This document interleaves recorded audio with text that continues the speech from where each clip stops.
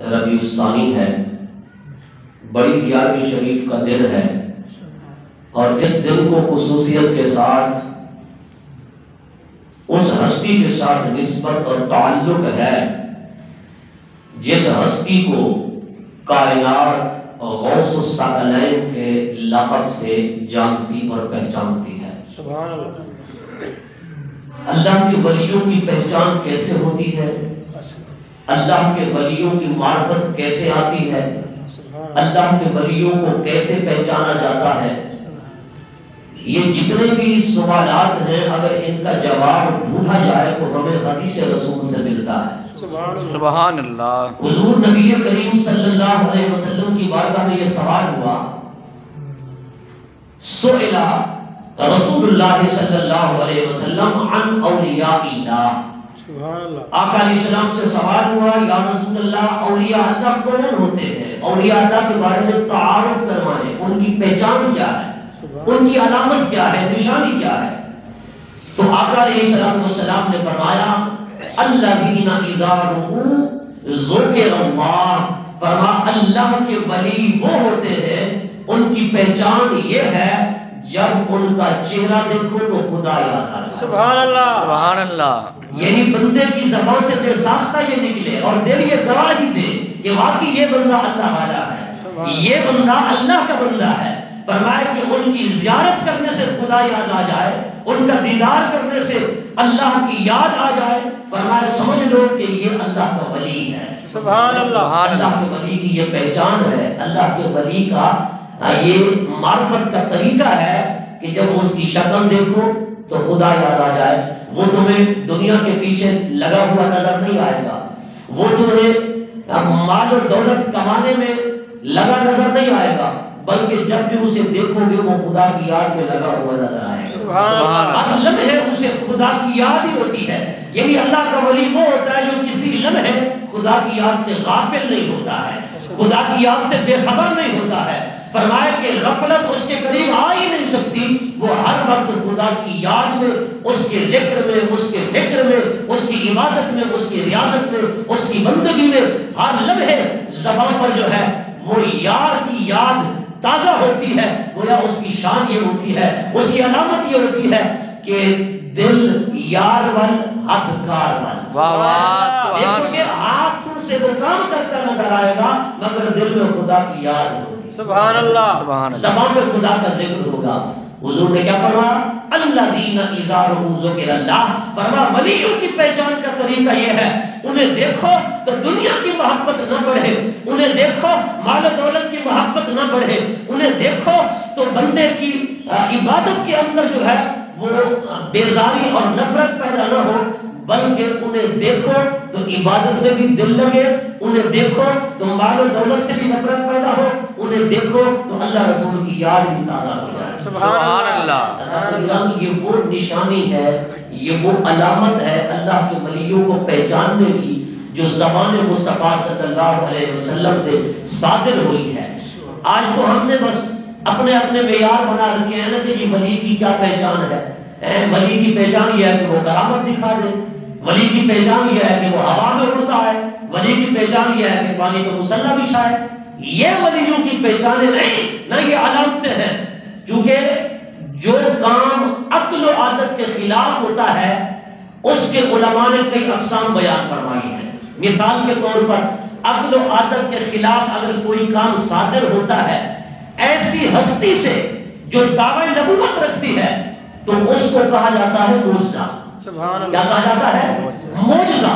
اگر نبوت کے اعلان کے بعد صادر ہو تو معجزہ ہے، نبوت کے اعلان سے پہلے صادر ہو تو پھر وہ ارہاس ہے۔ یعنی نبی کے ہاتھ سے اگر کوئی ایسا کام سرزد ہو جائے جو عقل کے بھی خلاف ہے، عادت کے بھی خلاف ہے۔ مثال کے طور پر آپ نے دیکھا کہ وہ ولی جو ہے اللہ اکبر، وہ نبی جو ہے اس نے روڑے کو سونا بنا دیا، سبحان اللہ، اس نے ہوا کے اندر اڑ کے دکھا دیا، اس نے پانی میں مصلی بچھا کے نماز پڑھنا شروع کر دی، یا اس نے چاند کے ٹکڑے کر دیے، یا ڈوبے ہوئے سورج کو اس نے پھر جو ہے مطلب ہے کہ وہ باقی لے آیا اور اسے چمکا دیا، روشن کر دیا۔ لہذا اس طرح کی اگر کوئی باتیں دیکھی جائے تو سبحان اللہ، سبحان تکی جاؤ گے ہو سبحان اللہ خالی تکا کو بہتر ہے تو لیتا ہوں بولو ذرا سبحان اللہ سبحان اللہ یہ نہ اچھی نظر والے دکان لگ دے جو کیا کرنا پتہ نہیں سارے سبحان اللہ سبحان اللہ تو جو ہے بولو سبحان اللہ عقل اور عادت کے خلاف اگر کوئی کام نبی کے ہاتھ پر صادر ہو، کس کے ہاتھ پر؟ نبی کے ہاتھ پر صادر ہو، پھر دیکھا یہ جائے گا نبوت کے اعلان کے بعد ہے یا نبوت کے اعلان سے پہلے ہے۔ اگر نبوت کے اعلان سے پہلے ہے اس کا نام ہے ارہاس۔ کیا نام ہے؟ ارہاس۔ اگر نبوت کے اعلان کے بعد ہے تو اس کا نام ہے معجزہ۔ واہ واہ سبحان اللہ معجزہ۔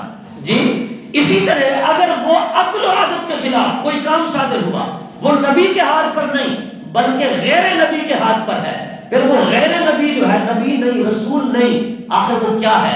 ولی ہے یا ولی بھی نہیں، عام بندہ ہے، عام بندہ نہیں، خاص بندہ ہے، پھر دیکھا جائے گا مسلمان ہے، غیر مسلم ہے، کون سا بندہ ہے، اس کی حیثیت کیا ہے، کیفیت کیا ہے، یہ دیکھا جائے گا۔ اب اگر دیکھیں تو ہے مومن، ہے مسلمان، لیکن وہ متقی ہے، پرہیزگار ہے، اس کے ہاتھ سے ایسا کام صادر ہوا جو عقل کے بھی خلاف، عادت کے بھی خلاف، اس کا نام ہے کرامت۔ سبحان اللہ اس کا کیا نام ہے؟ کرامت۔ اگر وہ متقی، پرہیزگار نہیں، کامل ہستی نہیں بلکہ عام سا بندہ ہے مومن مگر عام سا بندہ ہے، اس کے ہاتھ سے ایسا کام صادر ہو گیا جو عقل و عادت کے خلاف ہے، پھر اس کا نام ہے اعانت۔ کیا نام ہے اس کا؟ اعانت۔ اعانت کا معنی ہے مدد کرنا۔ اگر وہ مومن بھی نہیں، کامل بھی نہیں، عام بھی نہیں، خاص بھی نہیں، بلکہ وہ غیر مسلم ہے، کافر ہے، جی، یا وہ ہے مومن لیکن فاسق ہے، فاجر ہے، گناہگار ہے، بظاہر کوئی متقی پرہیزگار نہیں، تقوی کی کوئی علامت نہیں، اگر فاسق و فاجر مومن کے ہاتھ پر ایسا کام سرزد ہوا جو عقل اور عادت کے خلاف ہے، اس کا نام ہے اہانت۔ کیا نام ہے اس کا؟ یا استدراج، یعنی ڈھیلی رسی۔ جی اگر کسی غیر مسلم کے ہاتھ پر صادر ہوا تو اس کا نام ہے اہانت۔ اب آپ سمجھ گئے یہ کتنی قسمیں علماء نے شریعت مطہرہ کی روشنی میں بیان فرمائی کہ اگر نبی کے ہاتھ پر صادر ہو اور نبوت کے اعلان سے پہلے ہو اس کا نام ہے ارہاس۔ عقل و عادت کے خلاف نبی کے ہاتھ پر کوئی کام صادر ہوا لیکن اعلان نبوت کے بعد اس کا نام ہے معجزہ۔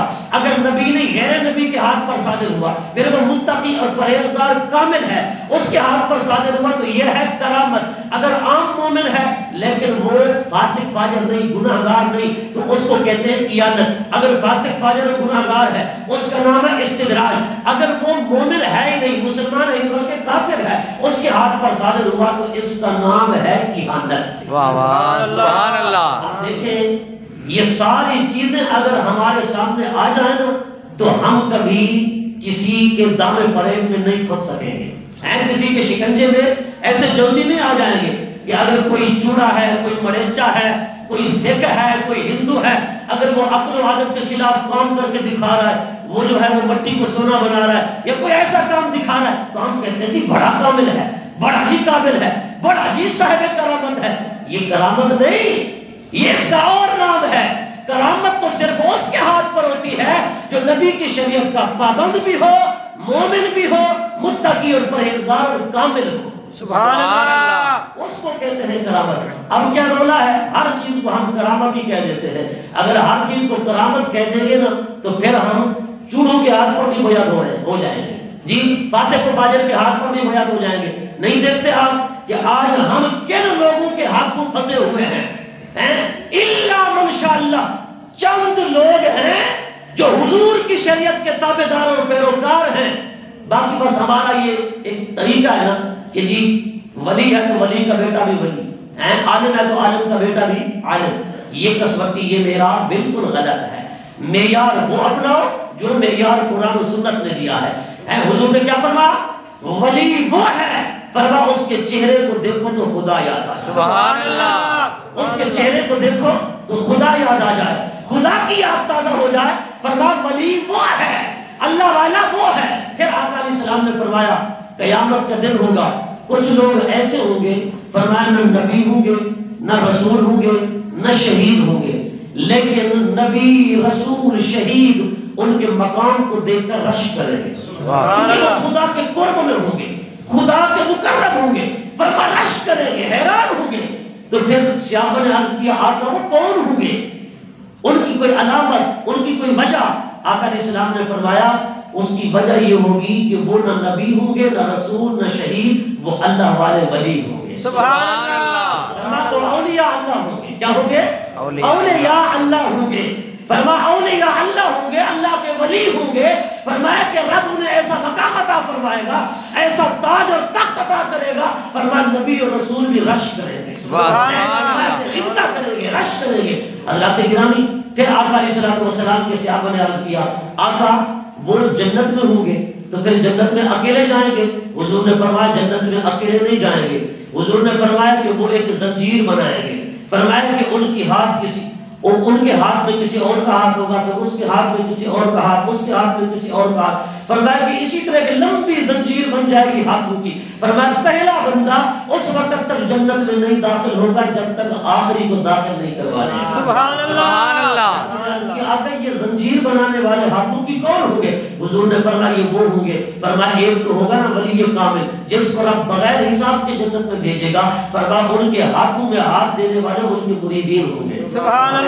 ان کے متقدین ہوں گے، ان کے چاہنے والے ہوں گے، ان سے محبت کرنے والے ہوں گے، ان سے عقیدت رکھنے والے ہوں گے۔ پھر آقا علیہ السلام نے فرمایا رب نے 70,000 میری امت کے اولیاء اللہ کو بلا حساب بخش دینا ہے، وہ بغیر حساب کے جنت میں جائیں گے۔ اللہ پاک نے بلا حساب و کتاب ان کی بخشش فرما دینی ہے۔ صحابہ نے عرض کیا آقا یہ رب کا عطیہ ہے؟ حضور نے فرمایا رب کا عطیہ ہے۔ صحابہ نے عرض کیا پھر زیادہ ہی مانگ لیتے؟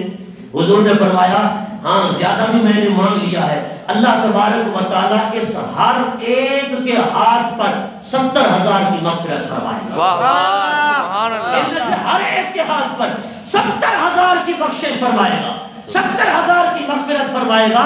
فرمایا 70,000 کو یہ 70,000 بخشوائیں گے۔ دیکھیں آپ ہم اگر بخشے جائیں گے خدا کی قسم نسبت اولیاء سے بخشے جائیں گے، سبحان اللہ۔ اللہ والوں کی نسبت سے۔ اس لیے فرمایا نا یا ایھا الذین آمنوا اتقوا اللہ وکونوا مع الصادقین، اے ایمان والو اللہ سے ڈرو اور نیک لوگوں کی صحبت اختیار کرو۔ سبحان اللہ۔ صحبت صالح ترا صالح کنت، صحبت طالح ترا طالح کنت۔ اچھے لوگوں کی صحبت میں بیٹھیں گے تو اچھے بن جائیں گے، برے لوگوں کی صحبت میں بیٹھیں گے تو برے بن جائیں گے۔ سبحان اللہ۔ دعا ہے اللہ پاک نیک لوگوں کی صحبت